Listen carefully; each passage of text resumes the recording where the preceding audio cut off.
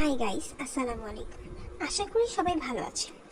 আজকে নতুন একটি ব্লগ নিয়ে আপনাদের সামনে হাজির হলাম।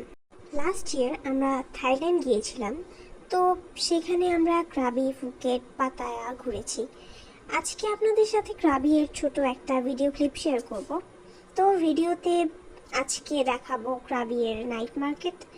আমরা রাতে হোটেল থেকে বের হয়ে নাইট মার্কেটের উদ্দেশ্যে রওনা হই। ঢুকতেই দেখি একটা লোক সুন্দর করে বাঁশি বাজাচ্ছেন। দেন আমরা হাঁটতে থাকি, হাঁটতে হাঁটতে ভিতরে যাই এবং ওয়াক করতে থাকি। আশেপাশে কিছু টুরিস্ট ছিল, খুব বেশি ভিড় ছিল না। বিভিন্ন স্টলগুলোতে দেখছিলাম অনেক রকমের জিনিস, তাদের কিছু ড্রেসের কালেকশন ছিল। এছাড়াও সোপের একটা স্টল ছিল। এছাড়াও বিভিন্ন রকমের স্ন্যাক্স আইটেম, লেডিস অ্যাক্সেসরিজ ছিল, আর স্যান্ডেলের দোকান ছিল।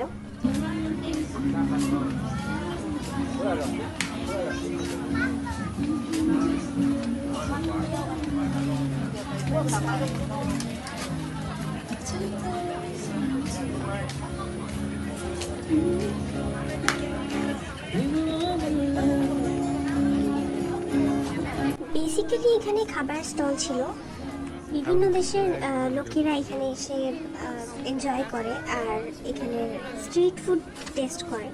তো আমরাও কয়েক টাইপের স্ট্রিট ফুড টেস্ট করলাম।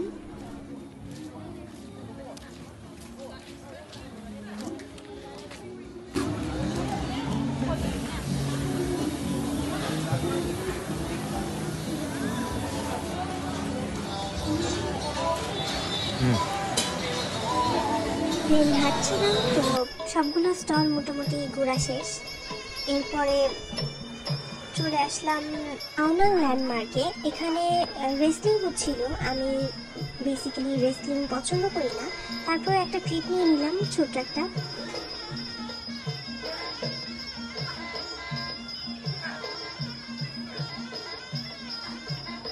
তো ঘোরাঘুরি শেষে অনেকটা টায়ার্ড হয়ে যাওয়ার সময় প্রন টেম্পুরা আর ওয়াটারমেলন জুস খেয়েছিলাম।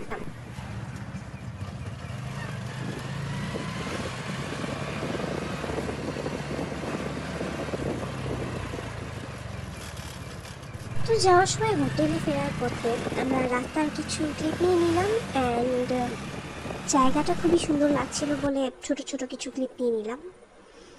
ভিডিও লাস্টে আমি আওনাং বিচের একটি ক্লিপ শেয়ার করছি। পরদিন সন্ধ্যাবেলা আমরা আওনাং বিচে গিয়েছিলাম অ্যান্ড জায়গাটা খুবই রিল্যাক্সিং ছিল।